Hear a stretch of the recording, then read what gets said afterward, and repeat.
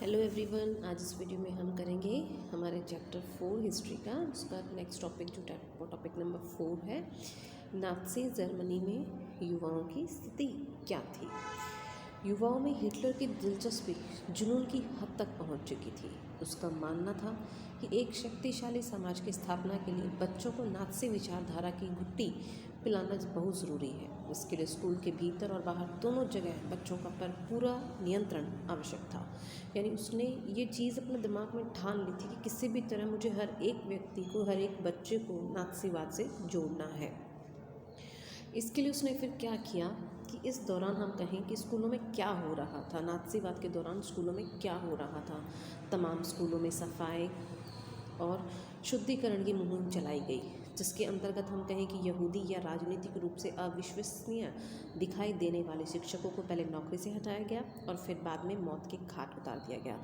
यानी ऐसे जो भी शिक्षक थे जो कि नाज़ीवाद के रूप में नहीं दिखाई दे रहे थे या राजनीतिक रूप से, पॉलिटिकल रूप से वो अविश्वसनीय लग रहे थे, उनको पहले तो उन्होंने नौकरी से हटाया और फिर उसके बाद उनको मार दिया गया। बच्चों को अलग अलग बिठाया जाने लगा। जर्मन और यहूदी बच्चे एक साथ ना तो बैठ सकते थे और न ही खेल कूद कर सकते थे। बाद में अवांछित बच्चों को यानी यहूदियों, जिप्सियों के बच्चों और विकलांग बच्चों को स्कूल से निकाल दिया गया। यानी जो भी बच्चे यहूदी जाति से बिलोंग करते थे, जिप्सी थे या किसी भी तरह फिज़िकली हम कहें कि हैंडीकैप थे, इनको स्कूल से निकाल दिया गया। 40 के दशक में तो उन्हें भी गैस चैम्बरों में झोंक दिया गया। यानी कि इन्होंने सिर्फ बड़े लोगों को ही जो है हम कहें कि गैस चैम्बरों में नहीं मारा, बल्कि बच्चों को भी जो है गैस चैम्बर्स के अंदर मार दिया गया।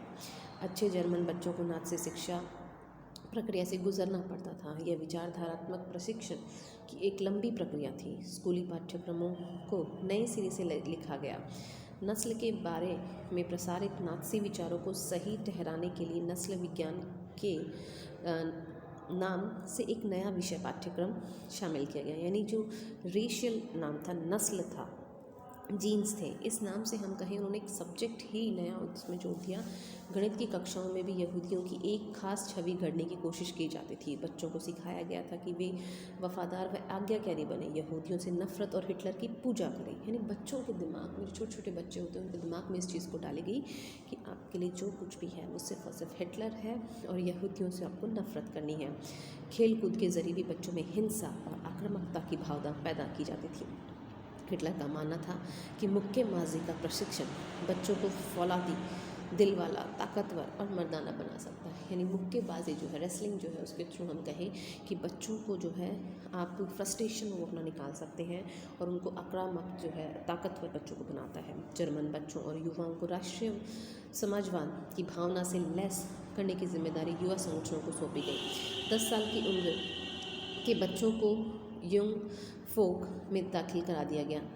14 साल की उम्र में सभी लड़कों को नाज़ी के युवा संगठन हिटलर यूथ की सदस्यता लेनी पड़ती थी। यानी 10 से 14 साल के बच्चों के साथ ही इस तरह के हम कहें कि फोर्स उनको किया जाता था कि उनको जो है इन संगठनों को ज्वाइन करना पड़ेगा। इस संगठन में युद्ध की उपासना, आक्रामकता व हिंसा, लोकतंत्र की निंदा, यहूदियों, कम्युनिस्टों, जिप्सियों व अन्य अवांछितों से घृणा का सबक सीखते थे। यानी दूसरे लोग जो उनके नस्ल के नहीं हैं, उनसे घृणा की जो ट्रेनिंग है वो हम कहें कि इस दरमियान उनको दी जाती थी।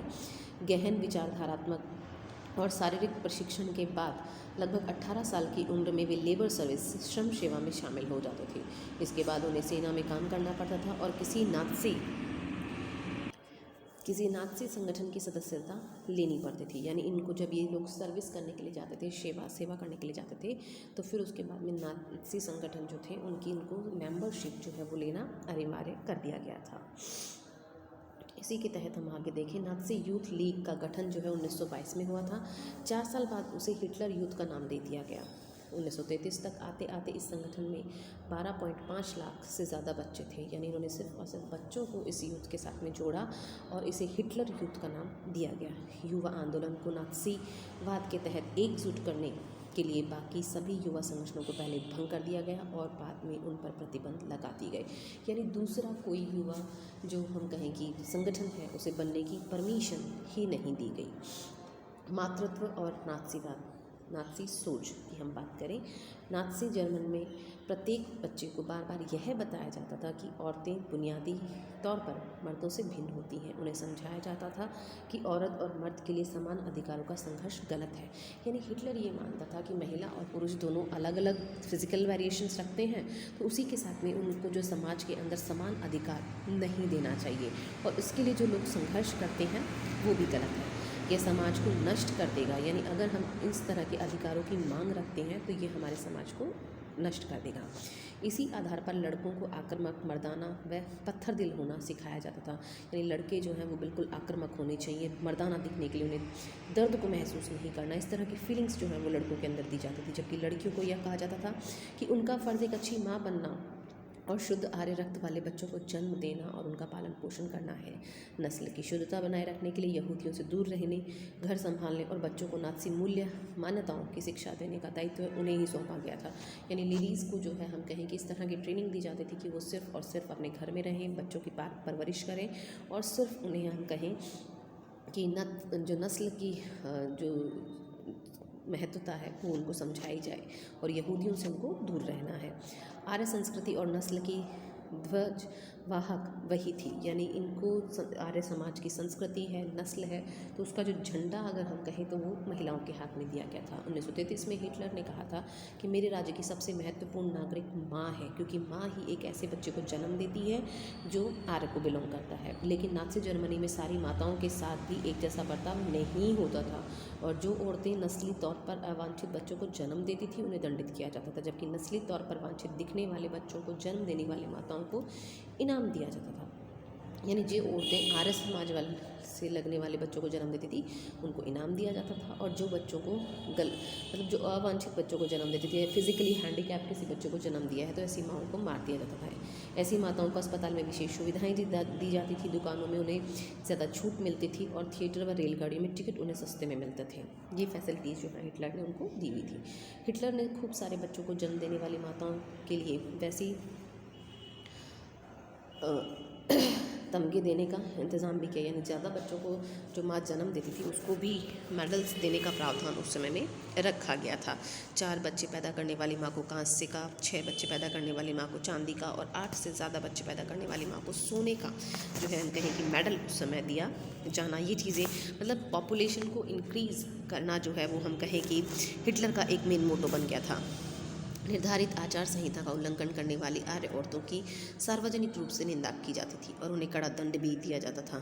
बहुत सारी औरतों को गंजा करके, मुंह पर कालिक पोत कर और उनके गले में तख्ती लटका कर पूरे शहर में घुमाया जाता था। उनके गले में तख्ती पर लिखा होता था कि मैंने राष्ट्र के सम्मान को मलिन किया है, और इस आपराधिक कृत्य के लिए बहुत सारी औरतों ने न केवल जेल की सज़ा दी गई बल्कि उनके तमाम नागरिक सम्मान और उनके पति व परिवार भी उनसे छीन लिए गए। यानी महिलाओं को भी हिटलर ने जो है बिल्कुल अछूता नहीं छोड़ा, उनके साथ भी जो है गलत तरीके से उन्होंने ट्रीट किया। प्रचार की जो कला इस समय हम कहें कि हिटलर ने इस्तेमाल की थी वो बहुत ही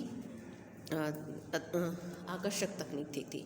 नाज़ी शासन में भाषा और मीडिया का बड़ा होशियारी से इस्तेमाल किया जाता था।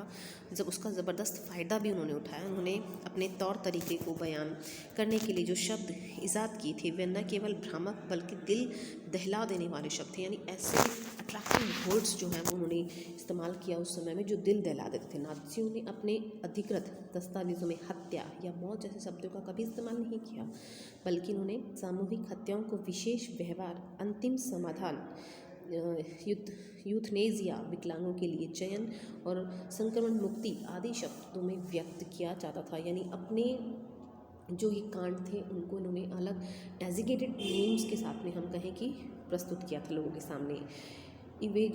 इवैक्यूएशंस, खाली कराना का आशय था लोगों को गैस चैम्बरों में ले जाना। क्या आपको मालूम है कि गैस चैम्बरों में क्या कहा जाता था? उन्हें संक्रमण मुक्ति क्षेत्र कहा जाता था, क्योंकि वहाँ पे गैस के माध्यम से लोगों को मार दिया जाता था। गैस चैम्बर स्नान घर जैसे दिखाई देते थे और उनमें नकली फव्वारे भी लगे होते थे। शासन के लिए समर्थन हासिल करने और नाज़ी विश्व दृष्टिकोण को फैलाने के लिए एक मीडिया का बहुत सोच समझकर इस्तेमाल किया गया था। नाज़ी विचारों में तस्वीरें, फिल्मों, रेडियो पोस्टर, आकर्षक नारों और इश्तिहारी पर्चों पर खूब सहारा लिया गया। पोस्टरों में जर्मनों के दुश्मनों की रटी रटाई छवियां दिखाई जाती थी, उनका मजाक उड़ाया जाता था, उन्हें अपमानित किया जाता था, उन्हें शैतान के रूप में पेश किया जाता था। समाजवादियों को, उदारवादियों को कमज़ोर और पथभ्रष्ट तत्वों के रूप में प्रस्तुत किया जाता था, उन्हें विदेशी एजेंट कहकर बदनाम किया जाता था। प्रचार फिल्म में यहूदियों के प्रति नफरत फैलाने पर जोर दिया जाता था। द इंटरनल यूज अक्षय यहूदी इस सूची का सबसे कुख्यात फिल्म थी। यानी इन्होंने इतनी मतलब जो मूवीज़ थे, जो भी पोस्टर्स थे, उनका भी इस तरह से इस्तेमाल किया जिससे ये अपना फ़ायदा जो है वो वहाँ पे निकाल सके। लोगों को इस तरह की मूवीज़ दिखाकर जो है मोटिवेट करते थे कि वो यहूदियों को गलत देखें या उनको तुच्छ माने अपने उसमें। पराप्रिय यहूदियों को खास तरह की छवियों में पेश किया जाता था। उन्हें दाढ़ी बढ़ाए और कफ्तान चोगा पहने दिखाया जाता था, जबकि वास्तव में जर्मन यहूदियों बाकी जर्मनों के बीच फ़र्क करना असंभव था, क्योंकि दोनों समुदाय एक दूसरे से काफ़ी घुले मिले हुए थे। उन्हें केचुआ, चूहा और कीड़ों जैसे शब्दों से संबोधित किया जाता था। यानी उन्हें जो है केचुआ, रेंगने वाला जो जीव होते हैं उनके साथ में उनका कंपैरिजन किया जाता था। उनकी चाल ढाल की तुलना कुतरने वाली छछुंदरी जीवों से की जाती थी। नाज़ीवाद ने लोगों के दिलो दिमाग पर गहरा असर डाला, उनकी भावनाओं को भड़का कर उनके गुस्से और नफरत को अवांछितों पर केंद्रित कर दिया। इसी अभियान से नाज़ीवाद का सामाजिक आधार जो है वो हम कहें कि पैदा हुआ। यानी लोगों के दिलो दिमाग में इन्होंने जो हम कहें कि यहूदी लोग हैं उनके अगेंस्ट जो है उनको अवांछितों और उनका जो गुस्सा था वो उनके ऊपर पूरी तरह से निकालने के लिए फ्रस्ट्रेशन जो था वो उस तरह डाल दिया गया। नाज़ियों ने आबादी के सभी हिस्सों को आकर्षित करने के लिए प्रयास किए। पूरे समाज को अपनी तरफ आकर्षित करने के लिए उन्होंने लोगों को इस बात का एहसास कराया कि उनकी समस्याओं को सिर्फ नाज़ी ही हल कर सकते हैं, दूसरे किसी में इतनी हिम्मत नहीं है जो वो इसको कर पाए। अब इसमें आगे है आम जनता और मानवता के खिलाफ अपराध। नाज़ीवाद पर आम लोगों की प्रक्रिया जो है वो क्या रही, यानी आम जनता जो है वो नाज़ीवाद के बारे में क्या सोचती थी, क्या बातें करते थे।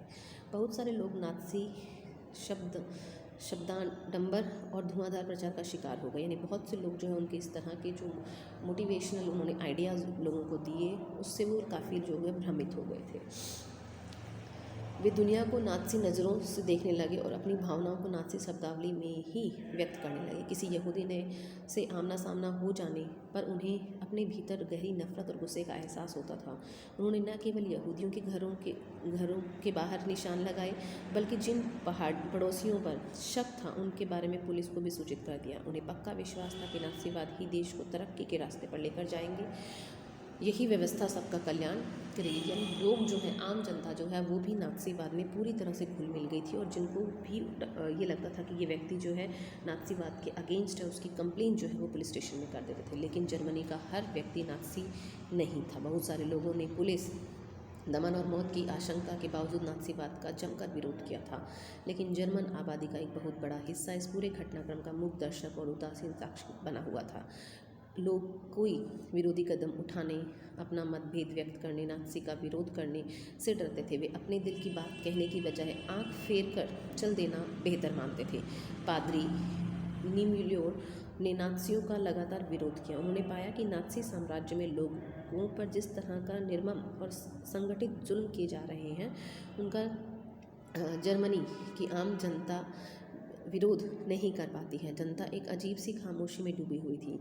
गस्तापो की दहशतनाक कार्यशैली और कुकृत्यों पर निशाना साधते हुए इस खामोशी के बारे में उन्होंने बड़ी ही मर्मस्पर्शी ढंग से लिखा। यानी जो लोग नाज़ीवाद को सपोर्ट नहीं करते थे तो उन्होंने अपने बारे में जो है यहाँ पे कुछ लिखा है, वो हम पढ़ते हैं। पहले वे कम्युनिस्टों को ढूंढते आए, मैं कम्युनिस्ट नहीं था इसलिए मैंने कुछ नहीं कहा। फिर वे सोशल डेमोक्रेट्स को ढूंढते आए, मैं सोशल डेमोक्रेट नहीं था इसलिए चुप रहा। इसके बाद ट्रेड यूनियन वालों को ढूंढते आए, पर मैं ट्रेड यूनियन में भी नहीं था। और फिर वे यहूदियों को ढूंढते आए, लेकिन मैं यहूदी भी नहीं था इसलिए मैंने कुछ नहीं किया। फिर अंत में जब वह मेरे लिए आए तो वहाँ कोई नहीं बचा जो मेरे साथ खड़ा हो सके। यानी एक बहुत ही दिल को छूने वाली बात इन्होंने कही है कि आम आदमी जो है, जो यहूदियों को सपोर्ट करता था, या हम कहें कि जो जिसका कोई कसूर नहीं था, जो कि नाज़ीवाद को नहीं मानता था, तो उसको भी मौत के घाट उस समय में उतारा गया। नाज़ी जर्मनी में यहूदियों का क्या महसूस करते थे, यह एक बहुत अलग कहानी है। शॉर्ल बेराट ने अपनी डायरी में लोगों के सपनों को चोरी छिपे दर्ज किया। था। बाद में उन्होंने अपनी इस डायरी को पुस्तक के रूप में प्रकाशित किया। पढ़ने वालों को झकझोर कर रख देने वाली इस किताब का नाम थर्ड राइक ऑफ ड्रीम्स था।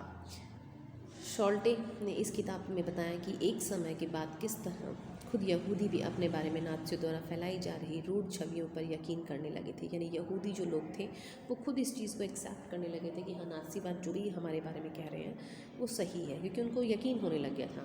अपने सपनों में उन्हें भी अपनी नाक आगे से मुड़ी हुई, बाल व आंखें काली यहूदियों जैसी शक्ल सूरत व चाल ढाल दिखने लगी। नाज़ी प्रेस में यहूदियों की जो छवियां तस्वीरें छपती थी वे दिन रात यहूदियों का पीछा कर रही थी। वे छवियां सपनों में भी उनका पीछा नहीं छोड़ती थी। बहुत सारे यहूदी गैस चैम्बर में पहुंचने से पहले ही दम तोड़ गए। यानी यहूदी जो लोग थे उनको बिल्कुल ये यकीन करवा दिया गया कि नाज़ीवाद जो लोग हैं, जो आपके बारे में प्रचार कर रहे हैं, जो कह रहे हैं, वो बिल्कुल सही है। क्योंकि मीडिया है, प्रेस है, इनमें जो भी तस्वीरें उनकी जो छापी जाती थी उस चीज़ को वो देखकर नींद में भी इतना डरने लग गए थे कि हाँ, ये लोग बिल्कुल एग्जैक्ट हमारे बारे में कह रहे हैं। अब है इसमें महाध्वंस के बारे में जानकारी। नाज़ी तौर तरीक़ों की जानकारी नाज़ी शासन के आखिरी सालों में रिस कर जर्मनी के बाहर आने लगी। लेकिन वहाँ कितना भीषण रक्तपात और बर्बर दमन हुआ था, इसका असली अंदाज़ा तो दुनिया को युद्ध खत्म होने और जर्मनी की हार जाने के बाद ही लग पाया। जर्मन समाज वहाँ कितना भीषण रक्तपात बर्बर दमन हुआ, इसका असली अंदाज़ा हम कहें कि युद्ध खत्म होने के बाद में इस चीज़ को लगा पाए। लेकिन यहूदी भी चाहते थे कि दुनिया उस भीषण अत्याचारों और पीड़ाओं को याद रखे जो उन्होंने नाज़ी कत्लेआम में झेली थी। इन्हीं कत्लेआमों का महाध्वंस भी कहा जाता है। जब दमन चक्र अपने शिखर पर था, उन्हीं दिनों एक यहूदी टोले में रहने वाले एक आदमी ने अपने साथी से कहा था कि वह युद्ध के बारे में सिर्फ आधा घंटा और जीना चाहता था। शायद वह दुनिया को यह बता कर जाना चाहता था कि नाज़ी जर्मनी में क्या क्या हो रहा था, और जो कुछ हुआ उसकी गवाही देने और जो भी दस्तावेज हाथ आए उन्हें बचाए रखने कि यह अदम्य चाहत खेतों और कैंपों के नारकीय जीवन भोगने वाले बहुत सारे तौर पर देखी जा सकती थी। उनमें से बहुतों ने डायरियाँ लिखी, नोटबुक लिखी, दस्तावेजों के संग्रह बनाए। यानी ये जो यहूदी लोग थे ये अपनी जो फीलिंग इन्होंने किया था उन चीज़ों को ये डायरी में नोट करते थे। तो ये डायरियाँ जो हैं ये इस चीज़ का सबूत बनी थी कि हिटलर ने अपने समय में किस तरह से लोगों को ऊपर अत्याचार किए थे।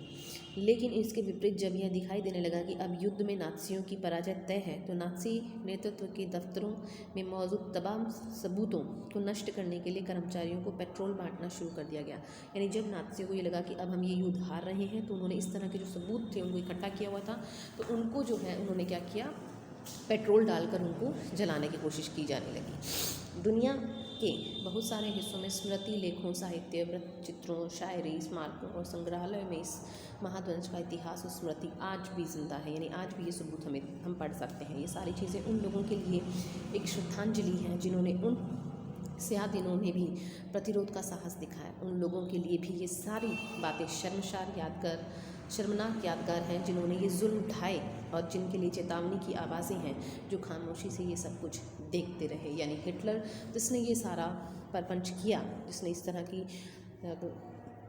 हत्याएं की, उनके लिए ये बहुत ही शर्म वाली बात है। और उनके लिए भी एक शर्म वाली बात है जो लोग खामोश रहे, जिन्होंने इस चीज़ का जो है इसके अगेंस्ट उन्होंने कुछ भी विद्रोह नहीं किया। तो यहाँ पे आपका ये चैप्टर जो है स्टूडेंट्स ख़त्म हो जाता है। Thank you for watching it.